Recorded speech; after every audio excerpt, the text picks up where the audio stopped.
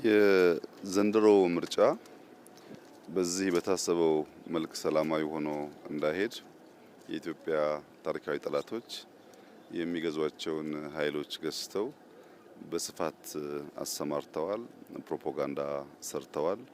ኢትዮጵያ ውስጥ ዴሞክራሲያዊ ምርጫ ማድረግ አይቻልም የሚል እምነት እንድንይዝ ሙከራ አድርጓል። የኢትዮጵያ ሕዝብ ግን ሁሌም እንደሚያደርገው በወሳኝ ኩነቶች ወቅቶች የሚያሳየውን ከፍተኛ የጀግንነት መንፈስ አሳይቶ እንግዲህ በመጣሁባቸው መንገዶች በሙሉ ከጠዋት ጀምሮ በሰልፍ ህዝቡ ምርጫ እያካሄደ ይገኛል። ይሄ የኢትዮጵያ ህዝብ ሀገረ መንግስቱን ለመገንባት የዲሞክራሲያዊ ስርዓት ኢትዮጵያ ውስጥ ለመገንባት የሚሻውን የሚፈልገውን ለመወሰን መካሪ ገሳጭ እንደማያስፈልገው ያሳየበት እርምጃ ነው። እኔ ዛሬ የሚያሳስበኝ ከመራጩ በላይ ተመራጩ ነው። ይሄ ህዝብ በቁርጠኝነት ሚሻውን ወስኖ በዲሞክራሲያዊ መንገድ ከመረጠ በኋላ የተመረጡ ሰዎች በዚያ ልክ ታምነው እጃቸው ልባቸው ንጹህ ሆነው ደከመን ታከተን ሳይሉ ሰርተው ይሄን ሀገር ታሪክ የመቀየር የዚህን ታላቅ ህዝብ ውለታ የመክፈል ዝግጁነታቸው ምን ያክል ነው? እልህ፣ ቁጣ፣ ክርክር አሸንፋለሁ ሳይሆን ያመንን የታመንን ራሱን የሰጠን ህዝብ እንዴት አገልግለው ህይወቱን ይነካሉ ይቀይራሉ የሚለው ጉዳይ ይበልጥ ያሳስበኛል። በእኔ እምነት ዛሬና የዛሬ 5 ዓመት ኢትዮጵያ አንድ አይደለችም። ይሄ 5 ዓመት የኢትዮጵያ በርካታ የታሪክ ጥፋት የሚታይበት 5 ዓመት ነው። ይሄ 5 ዓመት እስካሁን ከሰራነው በላይ መድከም ይጠይቃል። እስካሁን ከለፋነው በላይ መልፋት ይጠይቃል። እስካሁን ካሰብነው በላይ ማሰብ ይጠይቃል። እስካሁን ከተደመርነው በላይ መደመር ይጠይቃል። የትናንትናዋ ኢትዮጵያ በሚቀጥለው 5 ዓመት አናያትም። የተቀየረች የተለወጠች ቢያንስ የማትለምን ራሷን ችላ የምትቆም በከባቢው አንከር የሆነች ሀገር ለማየት ብዙ ልፋት፣ ብዙ ድካም፣ ብዙ ስራ ይፈልጋል። እነዚህ እንመረጥ ባዮች ከየትኛውም ወገን ይሁኑ ይህ ታላቅ ኃላፊነት ገብቷቸው ዝግጁ መሆናቸው ያሳስበኛል። እኔ በግል ያሳስበኛል። እስካሁን ከሰራሁት በላይ የዚህ ህዝብ ይሁንታ ባገኝና ብመረጥ ምን አድርጌ ነው የምከሰው የሚለው ጉዳይ ያሳስበኛልና ተመራጮች ታላቅ ኃላፊነት እንዳለባቸው አውቀው ቢሰናዱ መልካም ነው ላለው። ኢትዮጵያ ሁላችሁም እንደምታውቁት ጥንታዊ ሀገር ነው።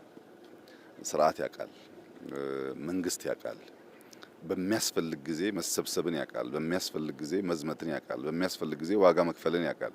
ይሄን ህዝብ በትናንሽ ፕሮፓጋንዳ ሸብረክ ማድረግ አይቻልም። ታላቅነቱን ግን ያከበረንን አክብረን እየመረጠንን ሰርተንለት ህይወቱን ቀይረን ነክተን የምናልፍ ከሆነ ለሁላችንም ዊን ዊን ይሆናል። ሁላችን አሸናፊ እንሆናለንና አስደማሚ ጊዜ ነው። ታላቅ የዲሞክራሲ ስርዓት ግንባታ የሚታይበት ጊዜ ነው። ይሄ ጉዳይ ተጠናክሮ እንዲቀጥል ሁላችን እንድንበረታ ያሸነፉ በታማኝነት እንዲያገለግሉ የተሸነፉ ደግሞ በጸጋ ውጤቱ እንዲቀበሉ ማሳሰብ ፈልጋለሁ። በዚህ ቦታ የሚመጣውን ውጤት በጸጋ ለመቀበል በእኛ በኩል ዝግጁ ነን። ህዝቡ ላደረገው አጠቃላይ ተጋድሎ እና ጀግንነት ከፍተኛ ምስጋና ማቅረብ ፈልጋለሁ። የምርጫ አስፈጻሚዎች ላደረጉት ተጋድሎ እንዲሁም ማመስገን ፈልጋለሁ። የሚዲያ ሰዎችም በየቦታው ተገኝታችሁ ለምታደርጉ ስራ ማመስገን ፈልጋለሁ። ኢትዮጵያ ትቀጥላለች፣ ኢትዮጵያ ትበለጽጋለች፣ የኢትዮጵያ ታሪክ ይቀየራል። በኢትዮጵያ ውስጥ ጠንካራ ሀገረ መንግስት እንገነባለን። ልጆቻችን እኛ በምንሄድበት የዳዴ መንገድ እንደማይጓዙ ዳግም በእርግጠኝነት መግለጥ እወዳለሁ። የዘንድሮ ምርጫ በአፍሪካ ቀንድ የዲሞክራሲ ልምምድ የህዝብ ይሁንታ ለመለማመድ ያግዛል ብዬ አስባለሁ። በተለይ በአፍሪካ ቀንድ ምርጫ በጣም አስቸጋሪ ልምምድ ነው። ከኬንያ ምናልባት ከጅቡቲ ውጪ ብዙ የምርጫ ልምምድ የለም። ሶማሌ ሙከራዎች የተደረጉ ነው ያሉት። ከምዕራብ አፍሪካ ከደቡብ አፍሪካ ሲነጻጸር የምስራቅ አፍሪካ ሀገራት ወደ ዲሞክራሲያዊ ልምምድ እምብዛም አልገባንም። ያንን ለመማር የህዝብን ይሁንታ ለማድመጥ የህዝብን ፍላጎት ለመረዳት ያግዛል ብዬ አስባለሁ። እንዳያችሁት ህዝቡ ፍላጎቱን ያውቃል። ነገር ከተመቻቸለት የሚፈልገውን ለማድረግ እንግዲህ ይሄ ሁሉ መራጭ በጠዋት ተነስቶ የተሰለፈው በክፍያ አይደለም። ሌላ የሚያገኘው ትርፍ የለም። ስርዓተ መንግስት መገንባት የዜጎች ኃላፊነት መሆኑን አምኖ ነው። ይሄን እድል ሁሉም የአፍሪካ ቀንድ ዜጎች እንዲያገኙ እንመኛለን። አፍሪካ ሁሉ እንዲያገኝ እንመኛለን።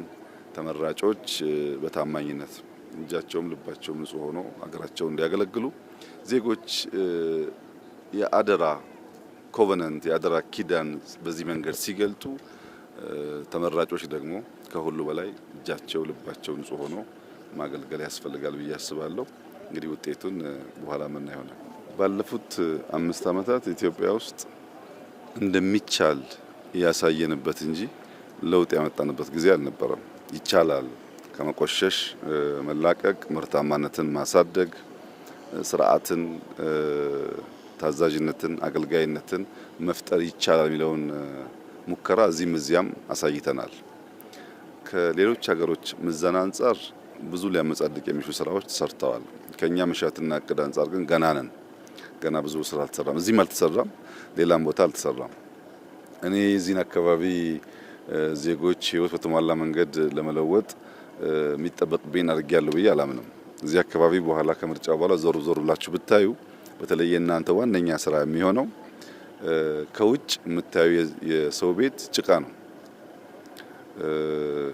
አካባቢውን ቤቱን አያጸዳም። ግን የፈለከውን ቤት መርጠህ ብትገባ ከነጫማ አትገባም። ጫማ አስወልቆ በካልሲ ያስገባሃል።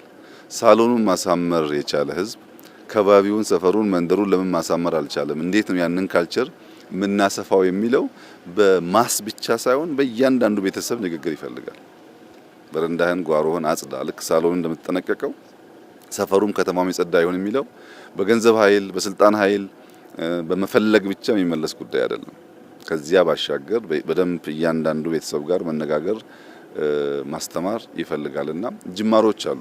በሻሻ ላይ ጅማሮ አለ፣ አጋሮ ጅማሮ አለ፣ ጅማ ጅማሮ አለ፣ ወሊሶ ወልቂጤ ጅማሮ አለ፣ አዲስ አበባ ጅማሮ አለ። ይሄ ጅማሮ የእርካታ ገመድ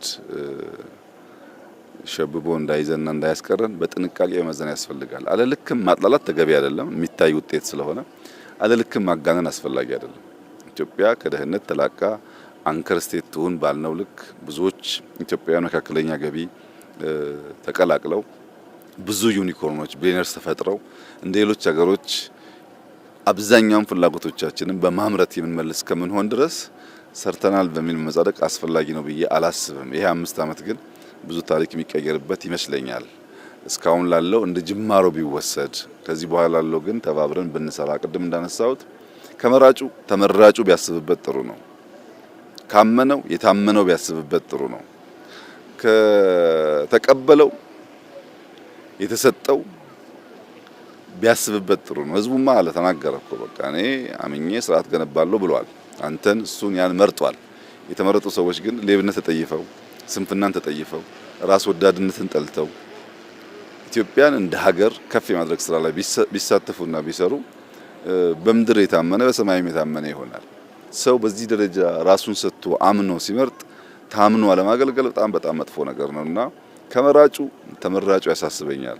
ያንን ኃላፊነት ተቀብለን በትጋት የምንሰራ ከሆነ እንዳያችሁት ኢትዮጵያ ትለወጣለች። ማትለወጥ ሀገር አይደለችም።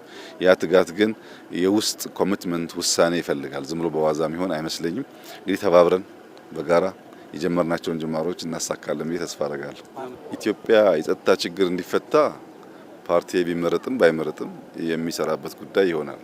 የጸጥታን ጉዳይ በሚመለከት ግን ማስተዋል የሚገባን ነገር እኔ እናንተ በጋራ ስንኖር የሁለታችን እኩል ውሳኔ ይፈልጋል። ጸጥታ እኔ ሰላም ስለፈለኩ እኔ የተረጋጋ ሁኔታ ስለፈለኩ ብቻ ሰላም ሊፈጠር አይችልም። በአንተ በኩልም ኢኳሊ ያ ውሳኔ ያስፈልጋል። ኢትዮጵያ ውስጥ የፓርቲያችን የሰላም ፍላጎት በብዙ መልኩ ተገልጧል። ጠላት የተባሉ የተዋጉ የተባሉ ሰዎች ይቅርታ አድርገን በመቀላቀል የታሰሩ በመፍታት የተሰደዱ በመመለስ የኢትዮጵያን አንድነት በመደመር በጋራ እንስራ በማለት በብዙ መንገድ በልበ ስፋት ለማሳየት ተሞክሯል። በሌላው ወገን ግን ይቅርታውን እንደ ፍራቻ መተውን እንዳለማወቅ እንሰብሰብን እንዳለመቻል ወስደው የታለሉ ወንድምና እህቶቻችን በየጊዜው በግራ በቀኝ ስልጣን ለማግኘት ያለው አማራጭ ኃይል ብቻ ነው ብሎ ያመኑ ወገኖች አሉ። ከነሱ ውስጥ የማይናቅ ቁጥር በየጊዜው በሰላማዊ መንገድ እየመጣ ነው ያለው። አሁንም በሰላማዊ መንገድ የሚመጡ ወገኖቻችን ካሉ በራችን ክፍት መሆን አለበት። አሁንም ለበለጠ ይቅርታ፣ አሁን ለበለጠ ልብ ስፋት፣ አሁን ለበለጠ መቀበል መዘጋጀት አለብን። ምን ገነባው ሀገር ነው፣ የግል ጉዳይ አይደለም። ሀገር ሲገነባ ብዙ ነገር መተው አለበት፣ ከፍላጎት ባሻገር መሆን አለበት። ትናንት የነበረን የጸና አቋም ነገም የሚቀጥል ይመስለኛል። ብንመረጥም ባንመረጥም የፖለቲካ ፓርቲ ነን። ብንመረጥም ባንመረጥም ትልቅ ፓርቲ ነን። ይህ አስተሳሰብ ህዝብ ውስጥ እንዲሰርጽ ሁሉም ኃይሎች ይሄን ነገር እንዲያምኑ እንደምንሰራ ምንም ጥርጥር የለውም። ሰላም ግን በመንግስት ፍላጎት ብቻ የሚመጣ ተደርጎ መወሰድ የለበትም። ለምሳሌ ይህ ምርጫ እንዲደናቀፍ በመቶዎች የሚቆጠሩ ቦምቦች በየከተማው እኮ ስለቅም ኖረናል። ሰው የራሱን ወገን የራሱን ወንድም ማን ላይ እንደሚያርፍ ሳያቅ እንደው ረበሽኩ ለማለት ብቻ ከሆነ ሀገር የተላከለትን ቦምብ ይዞ በየከተማው መሄድ ይሄ ጤነኛ የትግል ስልት አይደለም። ያ ቦምብ ልጅህን፣ እናትህን፣ ወንድምህን፣ እህትህን ሊገል ይችላል። ጠላት ላይ የሚያርፍ አይደለም። ቦምብ ሁለት ጠላትና ወዳጅ ተብሎ በተለዩ ኃይሎች ድንበር ተለይቶ የምትወራወረው ጉዳይ እንጂ ማህበረሰብ ውስጥ ኳስ የሚጫወት ሰው ውስጥ ምርጫ የሚያደርግ ሰው ውስጥ የምትገባው ጉዳይ አይደለም። ምርጫው ውስጥ ማን እንዳለ ስለማይታወቅ እና ይህ አስተሳሰብ መቀረፍ ያለበት ይመስለኛል። የባንዳነት ተላላኪነት፣ ለጥቂት ጥቅም ሲባል ታዛዥነት፣ ካልቀጠቀጥክ ካልገረፍክ በስተቀር በንግግር ያለማመን በሽታ መፈታት ያለበት ይመስለኛል። ይሄ ከምርጫ ጋር ትስስር የለውም። ብንመረጥም ባንመረጥም እንደ ዜጋ ለሰላም ለአንድነት የምንሰራ ይመስለኛል።